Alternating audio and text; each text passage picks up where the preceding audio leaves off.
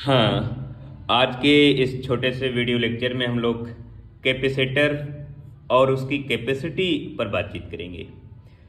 Capacitor एक electrical device है जिसमें एनर्जी और चार्ज को स्टोर करते हैं। इलेक्ट्रिकल एनर्जी और इलेक्ट्रिकल चार्ज को इस डिवाइस में स्टोर करते हैं, इकट्ठा करते हैं। और इस डिवाइस में कितनी मैक्सिमम एनर्जी, कितना मैक्सिमम चार्ज स्टोर हो सकता है, इस मैक्सिमम वैल्यू को उस कैपेसिटर की कैपेसिटी कहते हैं। इस कैपेसिटर को समझने के लिए हम मान के चलें कैपेसिटर की कंपेयर हम पानी की टंकी से करते हैं। तो पानी की टंकी मान के चले, ये है हमारे पास पानी की टंकी, और इस टंकी का जितना ज़्यादा वॉल्यूम होगा उतना ही ज़्यादा इसमें पानी आ पाएगा। और मान के चलें कि इसमें 100 लीटर पानी आ सकता है। तो इसकी मैक्सिमम जो वैल्यू है, मैक्सिमम वैल्यू पानी को स्टोर करने की है, वो 100 लीटर है। इसका मतलब इस पानी की टंकी की कैपेसिटी 100 लीटर है। अगर कोई छोटी टंकी होगी उसमें पानी कम आएगा, सपोज दैट मान के चलो 20 लीटर पानी आएगा, तो इसकी कैपेसिटी 20 लीटर हो गई। लेकिन अगर ये पूरी टंकी खाली हो गई तो कैपेसिटी इसकी जीरो नहीं हुई, कैपेसिटी अभी भी 100 लीटर ही है। इसी तरह से कैपेसिटर का काम होता है। जो कैपेसिटर होता है वो एनर्जी या चार्ज को स्टोर करता है। ये कैपेसिटर हो गया।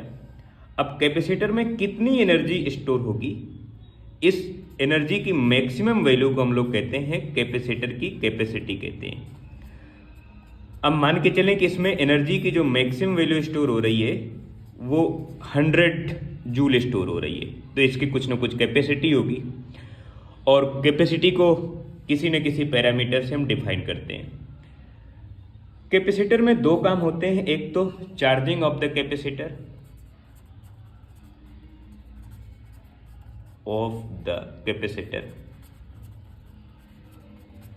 जब हम चार्जिंग कराते हैं तो कैपेसिटर फुल होता है। जैसे हम पानी की टंकी में पानी भर रहे हैं तो पानी का जो अमाउंट है वो लगातार बढ़ता जा रहा है। इसी तरह से जब हम बैटरी को चार्ज करते हैं, सेल को चार्ज करते हैं, उस प्रोसेस को कहते हैं चार्जिंग ऑफ द कैपेसिटर। दूसरा प्रोसेस होता है discharging of the capacitor.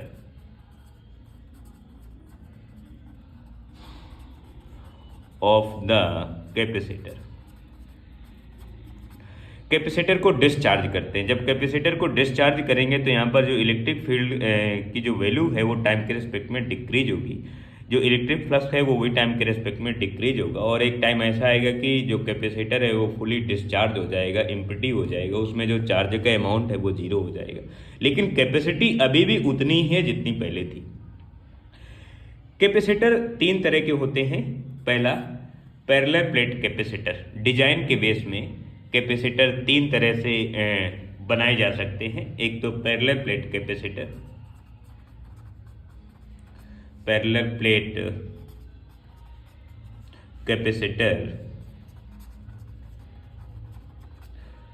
Second cylindrical capacitor,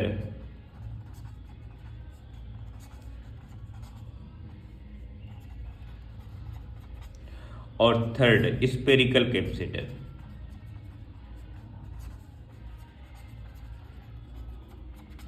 ये तीन तरह के कैपेसिटर होते हैं as a based of design. Design के बेस में ये तीन तरह के कैपेसिटर होते हैं। तीनों का यूज एक ही है कि एनर्जी को स्टोर करेंगे। जब स्टोर करेंगे तो वो चार्जिंग हो जाएगी, जब उस एनर्जी का यूज करेंगे तो डिस्चार्जिंग प्रोसेस हो जाएगा। अब समझते हैं कैपेसिटर में दो प्लेट्स होती हैं। एक पॉजिटिव नेचर की होती है, पॉजिटिव एक में चार्ज होता है, दूसरे में नेगेटिव चार्ज होता है।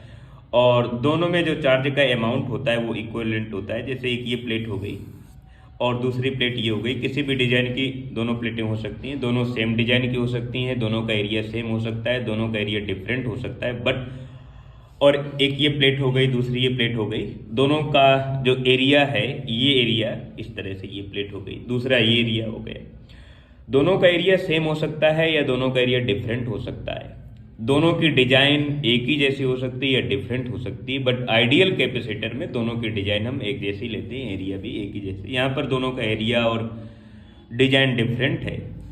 इसको चार्जिंग कराते समय हमने किसी एक्सटर्नल सोर्सेज को कनेक्ट करा दिया और ये हो गई स्विच, हो गई प्लस माइनस V वोल्ट का पोटेंशियल डिफरेंस अगर इसमें हमने अप्लाइड किया तो इसमें पॉजिटिव चार्ज और इसमें यूनिफॉर्मली नेगेटिव चार्ज इस तरह से, और electric field from positive to negative, ये इलेक्ट्रिक फील्ड हो गई।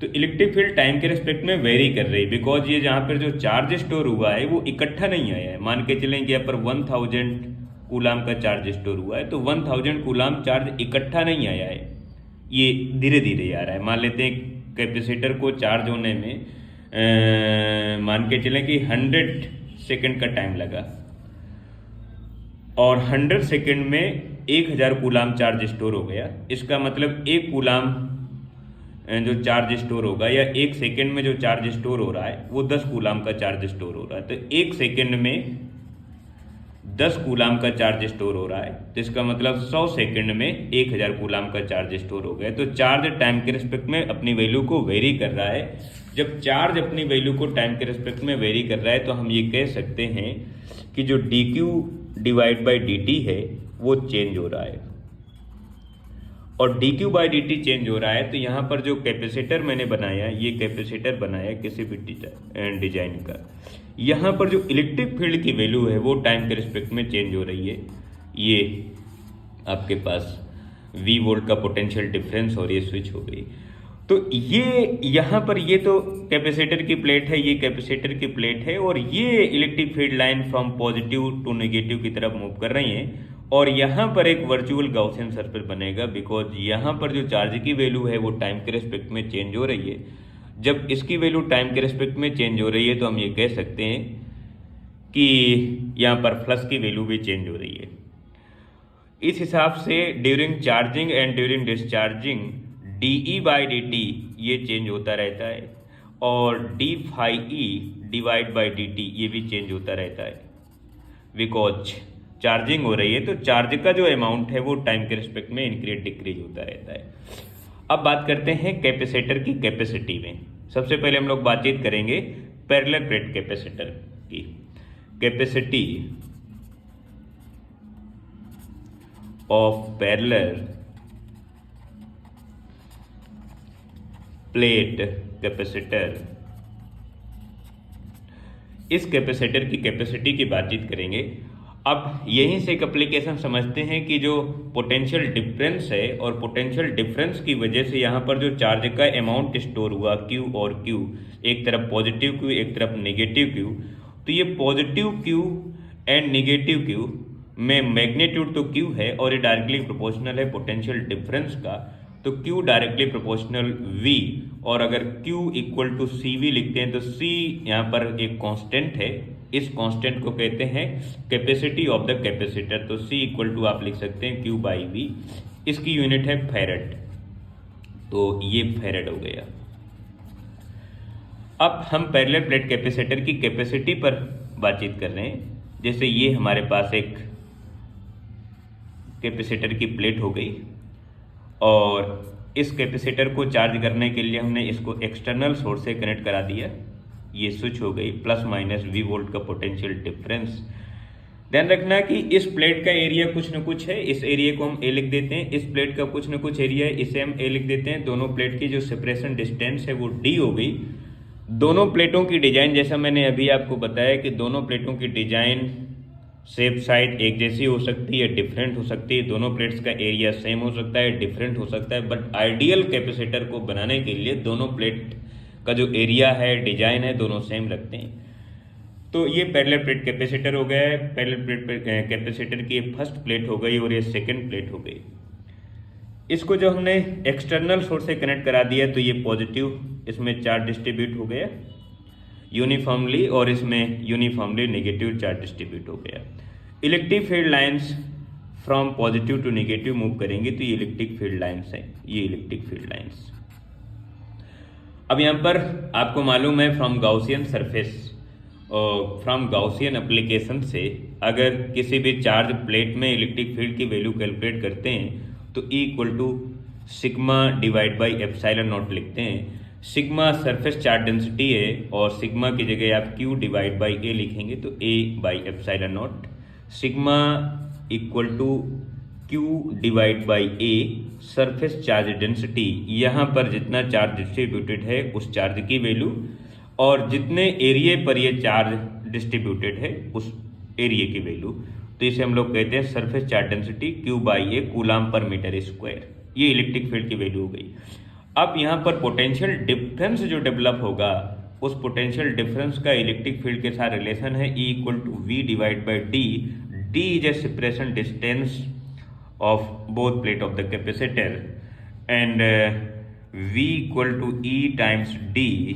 अब आप यहाँ पर E की वैल्यू पुटअप कर देंगे, E की ये वाली वैल्यू, तो यहाँ पर हो जाएगा Q